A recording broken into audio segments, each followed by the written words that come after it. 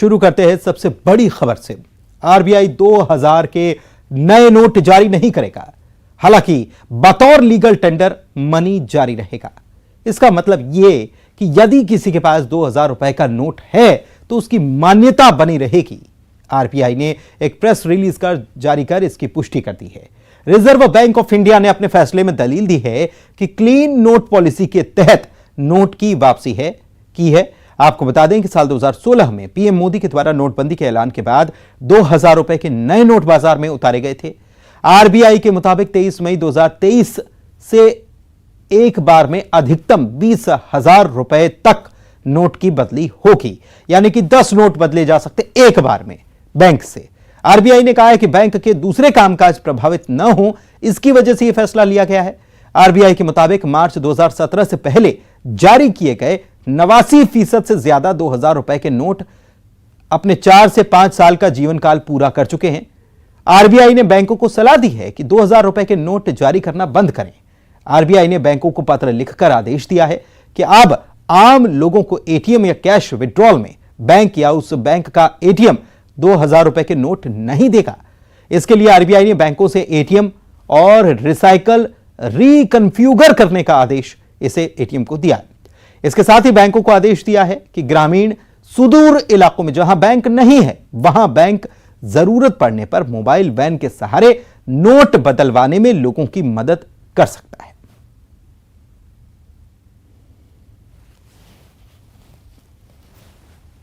Reserve bank ने आज एक ऐतिहासिक फैसला लेते हुए 2000 के जो नोट हैं उसको सर्कुलेशन से बाहर किया है। हालांकि रिजर्व बैंक का कहना है कि 2000 के नोट लीगल टेंडर रहेंगे, वो उसको आप इस्तेमाल कर सकते हैं, लेकिन बैंकों में जो नोट एक बार जमा होंगे बैंकों से बाहर नहीं आएंगे। और रिजर्व बैंक का कहना है कि 30 सितंबर तक आप एक बार में 20,000 रुपए तक के 2000 के नोट एक्सचेंज कर सकते हैं और अपने अकाउंट में जमा कर सकते हैं। ब्लैक मनी को खत्म करने के लिए सरकार ने एक बहुत बड़ा अच्छा कदम लिया है। चलिए बढ़ते आगे। प्रधानमंत्री नरेंद्र मोदी G7 के वार्षिक शिखर सम्मेलन में हिस्सा लेने के लिए जापान के हिरोशिमा पहुंच चुके हैं। पीएम मोदी ने वहां G7 में हिस्सा लेने के साथ ही कई वैश्विक नेताओं के साथ द्विपक्षीय वार्ता भी वे करने वाले हैं।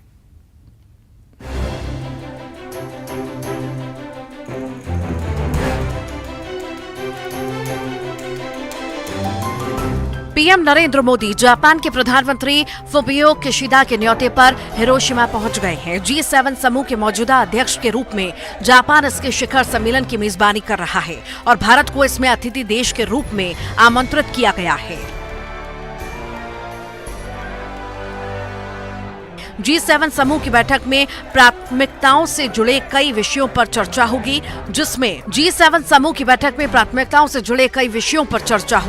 जिसमें संपर्क बढ़ाने, सुरक्षा, परमाणु निस्तारीकरण, आर्थिक सुरक्षा, क्षेत्रीय मुद्दे, जलवायु परिवर्तन, खाद्य एवं स्वास्थ्य तथा विकास के अलावा डिजिटलीकरण, विज्ञान और प्रौद्योगिकी जैसे मुद्दे शामिल हैं। लैंगिक समानता, जलवायु परिवर्तन और पर्यावरण होंगे। वहीं शांतिपूर्ण, टिकाऊ और प्रगतिशील विश्व जैसे विषयों को तीसरे सत्र में शामिल किया गया है।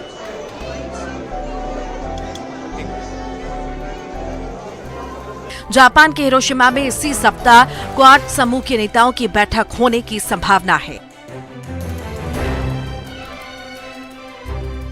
इसमें पीएम नरेंद्र मोदी, अमेरिका राष्ट्रपति जो बाइडेन, जापान के प्रधानमंत्री फुमियो किशिदा और ऑस्ट्रेलिया के प्रधानमंत्री एंथनी अल्बनीज हिस्सा लेंगे।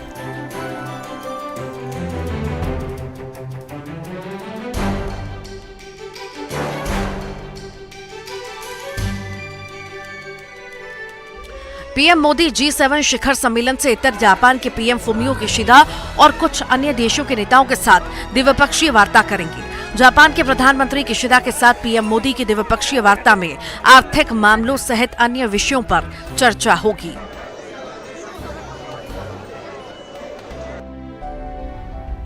प्रधानमंत्री नरेंद्र मोदी की जापान के हिरोशिमा में G7 शिखर सम्मेलन के दौरान यूक्रेन के राष्ट्रपति जेलेंस्की से मुलाकात हो सकती है। अगर ऐसा होता है तो यूक्रेन में युद्ध शुरू होने के बाद से ये पहली बार होगा जब दोनों नेता व्यक्तिगत रूप से मिलेंगे।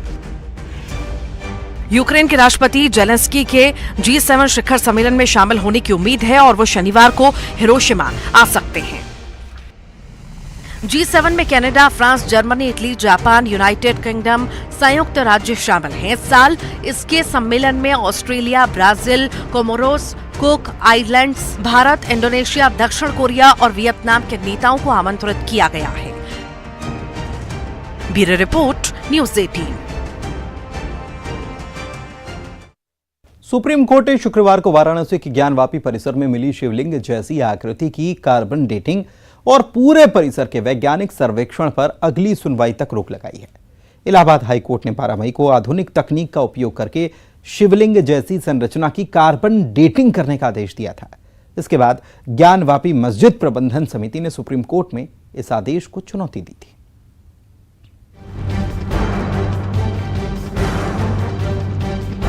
ज्ञानवापी मस्जिद में मिले शिवलिंग के वैज्ञानिक सर्वे मामले में सुप्रीम कोर्ट ने अगली सुनवाई तक इलाहाबाद हाईकोर्ट के आदेश पर रोक लगा दी है।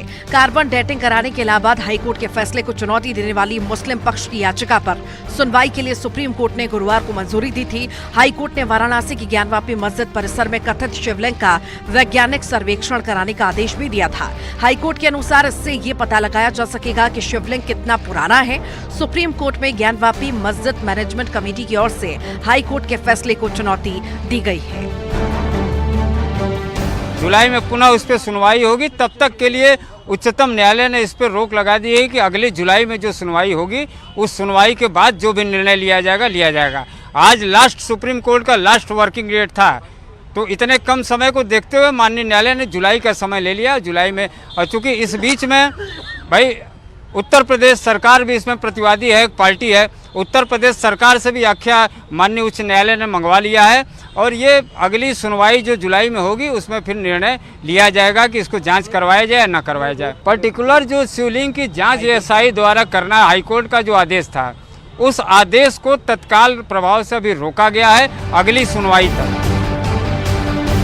ज्ञानवापी मस्जिद परिसर में वजू का इलाका विवाद का केंद्र रहा है। हिंदू पक्षकारों का कहना है कि वहां शिवलिंग मिला है। दरअसल हिंदू पक्षकारों ने ज्ञानवापी मस्जिद परिसर में पूजा की इजाजत मांगी थी।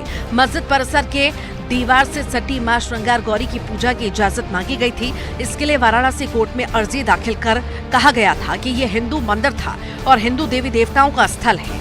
वाराणसी के स्थानीय कोर्ट ने मामले की सुनवाई के दौरान सर्वे मिशन बनाया था, जिसकी रिपोर्ट 19 मई 2022 को आई थी। सर्वे रिपोर्ट के आधार पर हिंदू पक्षकारों ने दावा किया है कि परिसर में शिवलिंग मिला है, तो वहीं मुस्लिम पक्षकारों का कहना है कि वो फव्वारा है। इस बीच मस्जिद कमेटी ने सुप्रीम कोर्ट में अर्जी दाखिल कर सर्वे को चुनौती दी थी। फिलहाल सुप्रीम अदालत ने कार्बन डेटिंग को अगली सुनवाई तक रोक लगा दिया है। Bureau report, news 18। पाकिस्तान में जारी सियासी उबाल कैसे शांत हो, इसे लेकर पाकिस्तान से बाहर भी प्रयास होने लगे हैं। पाकिस्तानी अमेरिकियों ने इसे मानवाधिकारों का उल्लंघन बताते हुए अमेरिकी नेतृत्व से हस्तक्षेप करने की मांग की है।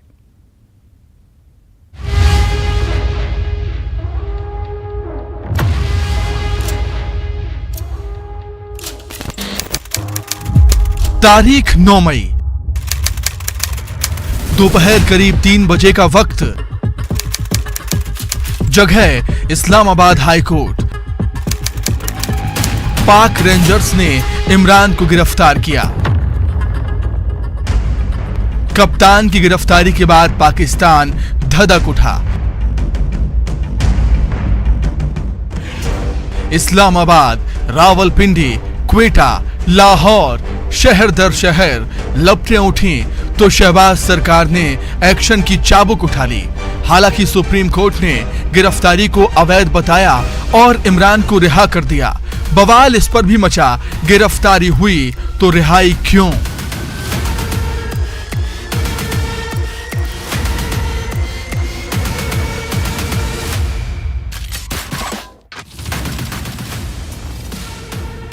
पीटीआई समर्थकों का उबाल सिर्फ पाकिस्तान तक ही सीमित न रहा, अब अमेरिका में भी आवाज उठने लगी है। पाकिस्तानी अमेरिकियों ने ह्यूस्टन टेक्सास में फेडरल बिल्डिंग के सामने आवाज बुलंद की, हाथों में तख्ती जिस पर लिखा था वी आर विद यू कप्तान। पाकिस्तान का आंतरिक कलह कैसे शांत हो? पाकिस्तानी अमेरिकी इसकी खोज ढूंढ रहे हैं।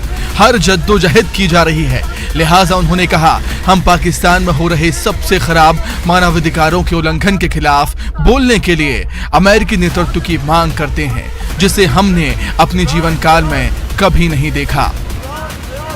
Pay-per-view relationship. We don't want that relationship anymore. We want them to speak up against the human rights violations happening in Pakistan right now, against the violation of democracy that's happening in Pakistan. So I want all the leadership of Pakistani leadership here in Houston to come forward and confront the local leadership right now. This is the time, please. Yes. इधर इमरान खान को मुल्क से बाहर भगाने के offer मिलने का दावा किया जा रहा है, लेकिन इमरान पाकिस्तान में रहकर ही लड़ाई लड़ने की बात कर रहे हैं। अब देखना होगा शहबाज सरकार और फौज से बगावत की पिच पर इमरान कहां तक कप्तानी कर पाते हैं, क्योंकि इमरान हर बार आशंका जता रहे हैं उनकी हत्या तक की जा सकती है। Bureau report, news 18। हिज्ब उत तहरीर के गिरफ्तार संदिग्धों से पूछताछ में बड़ा खुलासा हुआ है। जानकारी के मुताबिक इन लोगों की योजना एमपी को दहलाने की थी। फंडिंग के तार दुबई के एक कारोबारी तक से जुड़े हैं। देखिए रिपोर्ट।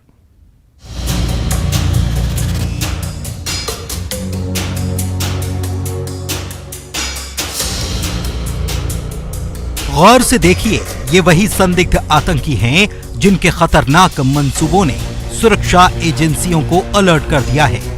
एटीएस ने हिज्ब उत तहरीर के 16 संदिग्ध आतंकियों को गिरफ्तार किया था। इनमें से 10 भोपाल और एक संदिग्ध छिंदवाड़ा से गिरफ्तार किया गया था। इनसे पूछताछ में एक के बाद एक बड़े खुलासे हो रहे हैं। हर खुलासा इनके खौफनाक इरादों को बयां कर रहा है। धर्म परिवर्तन, लव जिहाद के दहशत के प्लान के बाद अब इनकी एक और बड़ी साजिश का खुलासा हुआ है। इन संदिग्ध आतंकियों की योजना एमपी को दहलाने की थी और इसके लिए इन्हें दुबई तक से मदद मिल रही थी।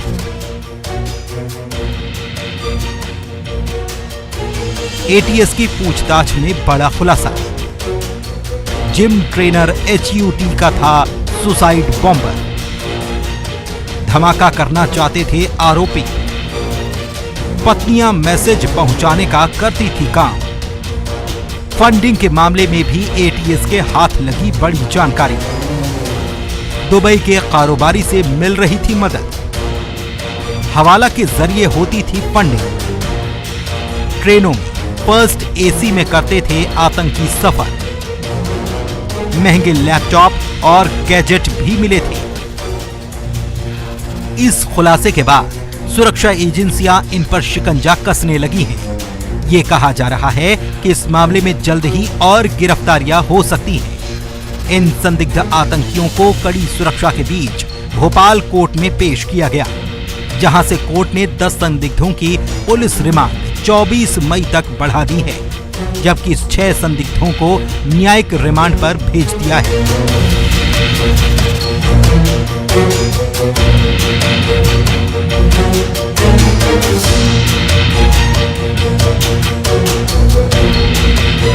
इन संदिग्ध आतंकियों की गिरफ्तारी के बाद कई खुलासे हुए हैं। गिरफ्तार किए गए संदिग्धों में से 7 ने धर्म परिवर्तन किया था। ये लड़कियों को भी लव जिहाद के जाल में फंसा रहे थे। भोपाल का एक प्रोफेसर सौरभ भी इस संगठन में शामिल होकर सलीम बन गया था। धर्म परिवर्तन कराने के लिए ये ब्रेन वॉश करते हैं और इस साजिश में भगोड़ा जाकिर नाइक भी शामिल है। एटीएस आतंक के इस खेल के खात्मे में जुटा है। Bureau report, news 18। दुर्ग में चोरों के इंटरनेशनल गिरोह पर पुलिस ने शिकंजा कसा है। ये चोर बांग्लादेश से अवैध तरीके से भारत आते लाखों की चोरी की वारदातों को अंजाम देते। यहां उनका फर्जी आधार कार्ड तक बन जाता था। देखिए न्यूज़ 18 पर यह बेहद चौंकाने वाला खुलासा।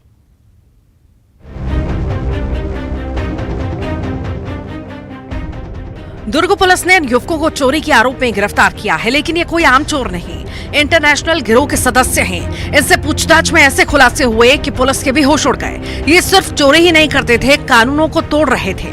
बीटी नगर चौकी क्षेत्र में बीते दिन 30 लाख से ज्यादा की चोरी का मामला सामने आया था। पुलिस ने जब आरोपियों को गिरफ्तार कर पूछताछ की तो पता चला कि ये चोर भारत के हैं ही नहीं, भाई ये बांग्लादेश से अवैध तरीके से भारत आए थे और छत्तीसगढ़ सहित पूरे देश में चोरी की वारदातों को अंजाम दिया करते थे और लाखों की चोरी कर फुर हो जाते थे, जिसके बाद छत्तीसगढ़ तो क्या देश के किसी भी पुलिस के लिए इनका पता ठिकाना निकालना नामुमकिन था। इनकी पहचान से लेकर नागरिकता तक सब झूठी है। एसपी अभिषेक पल्लव बता रहे हैं कि ये गैंग देश भर में चोरी की वारदातों को अंजाम देता है। ये जहां चोरी करते थे वहां उनका स्थानीय सहयोगी होता था। बांग्लादेशी चोर 25 लाख से 1.5 करोड़ तक की चोरी करते थे। बीटी नगर चौकी क्षेत्र में 35 लाख रुपए की एक बड़ी चोरी हुई थी, जिसमें तकनीकी आधार पर इन्वेस्टिगेशन करने पे 2 बांग्लादेशी नागरिकों को गिरफ्तार किया गया है और इनके पूछताछ में सनसनीखेज खुलासे हुए। ये 12 सदस्यीय टीम है इनकी, जो 5 सदस्यीय टीम दुर्ग में चोरी करने आई थी। देश भर में घूम घूम के चोरी करते हैं। एक जो गिरफ्तार हुआ है वो खुद संबलपुर, खड़गपुर और गोंदिया के चोरी में इन्वॉल्व था। ये लोग जब भी चोरी करते थे 25 लाख से 1.5 करोड़ तक की चोरी करते थे। जहाँ चोरी करने जाते थे वहाँ एक लाइवनिंग बंदा चुनते थे, जिसके घर में रुकते थे और उसको भी काफी पैसा देकर जाते थे। पुलिस का कहना है कि भारत में चोरी के बाद ये हवाला के जरिए पैसा बांग्लादेश भेजते थे। अब सवाल है कि चोर बांग्लादेश से भारत कैसे आते थे और यहाँ की पहचान कैसे हासिल करते थे। ये खुलासा भी आपको हैरान कर देगा। सुनिए एसपी क्या कह रहे हैं। पैसा बांग्लादेश भेजने के लिए ये लोग हवाला का इस्तेमाल करके 20% कमीशन देकर पैसा को बांग्लादेश भेजा करते थे। ये लोग 1,500 रुपये देके तार काट के भारत देश में घुसते थे और यहाँ पे 1500 रुपये में अपना आधार कार्ड बनवा लेते थे। निश्चित रूप से इनके पकड़ाने से एक बहुत बड़ा मॉड्यूल बर्स्ट हुआ है। मास्टरमाइंड के पकड़े जाने पे और भी अहम खुलासे संभव है। तो जैसा कि एसपी बता रहे हैं कि ये चोर तार काटकर बांग्लादेश से भारत आते थे और यहाँ सिर्फ 1500 रुपए में इनका फर्जी आधार कार्ड भी बन जाता था। ये खुलासा चौंकाने वाला है। ये आरोपी अब पुलिस की गिरफ्त में है, लेकिन पुलिस ने आखिर इन्हें पकड़ा कैसे, आइए ये भी जानते हैं। पुलिस ने बहुत ही सूक्ष्म ढंग से आसपास के सारे सीसीटीवी दिखाए। एक सीसीटीवी में चेहरा ढका हुआ 2-3 लोग संदिग्ध लोग दिखे। उसको हमने आगे सारे सीसीटीवी में फॉलो किया। करीब 25-30 किलोमीटर दूर एक और सीसीटीवी में वैसे ही कपड़े पहने हुए लोग फोन पे बात करते हुए दिखे। उस जगह पे टावर डंप निकाला गया। पॉइंट पे कौन से मोबाइल नंबर उस टाइम पे एक्टिव थे उनको स्क्रीन किया गया तो एक सस्पिशियस नंबर दिखा जो कि चोरी के बाद बांग्लादेश की तरफ जा रहा था। तो उसके बंगाल की तरफ जा रहा था, वहाँ से भी बांग्लादेश की तरफ जाते हुए दिखा। उन नंबर्स को हमने सीडीआर निकाल के बाकी किन नंबर्स के कांटेक्ट में थे उसकी एक सूची बनाई और उन पर नजर रखी। करीब 15 दिन पहले एक नंबर जो है वो इंडिया में दोबारा एक्टिव हुआ बंगाल में, तो दुर्ग पुलिस की टीम भेजी गई। 10 दिन रेकी करने के बाद बंगाल पुलिस की मदद से इन 2 लोगों को गिरफ्तार किया। 3 अभी मास्टरमाइंड है जो अभी पुलिस की गिरफ्त से बाहर है और 12 सदस्यीय टीम है। पूरे 12 सदस्यीय टीम को पकड़ने की पुलिस द्वारा कोशिश। ये बांग्लादेशी चोरों की गिरफ्तारी से सिर्फ दुर्ग ही नहीं, रायपुर पुलिस भी अलर्ट हो गई है। एसपी अभिषेक महेश्वरी का कहना है कि रायपुर में बांग्लादेशी फेरी वालों की जानकारी मिलती है और पुलिस उनकी चेकिंग भी कर रही है। अभी कुछ दिवस पूर्व दुर्ग पुलिस के द्वारा एक बांग्लादेशी चोर गैंग को पकड़ा गया था, जो कि दुर्ग में ही निवास कर रहे थे और दुर्ग में ही घूम घूम कर जो है सामान बेचने का काम करते थे। उनके संबंध में जानकारी मिलने के बाद दुर्ग पुलिस के द्वारा उन्हें पकड़ा गया था, तो उनसे चोरी की 4-5 घटनाएं भी निकली थी। हमारे क्षेत्र में भी कभी कभी जानकारी मिलते रहती है कि कुछ बांग्लादेश से जो लोग आकर यहाँ पे फेरी लगाकर सामान बेचने का काम करते हैं। तो हम लोगों के द्वारा भी लोकल पुलिस थानों को निर्देशित किया गया कि जो भी फेरी लगाकर सामान बेचने का काम करते हैं उन सबको जो है वेरिफिकेशन कराया जाए और बाहर से यदि कोई यहाँ पर आ रहा है तो उसकी थाने में हाजिरी कराई जाए और हर 15 दिन में उनकी चेकिंग की जाए। बांग्लादेश से अवैध तरीके से भारत आना, यहाँ फर्जी आधार कार्ड बनवाना, चोरी की वारदातों को अंजाम देना और फिर हवाला के जरिए पैसे भेजना, ये खुलासा हैरान कर देने वाला है। पुलिस ने इन चोरों को गिरफ्तार करने में सफलता हासिल की और गिरोह के बाकी सदस्यों की तलाश की जा रही है। पुलिस फिलहाल इनसे पूछताछ में जुटी है, जिसके बाद से इस गिरोह के सभी राज सामने आएंगे। न्यूज़ 18 के लिए दुर्ग से मिथिलेश ठाकुर और रायपुर से युगल तिवारी की रिपोर्ट। और इसी के साथ इस बुलेटिन में फिलहाल इतना ही। नमस्कार।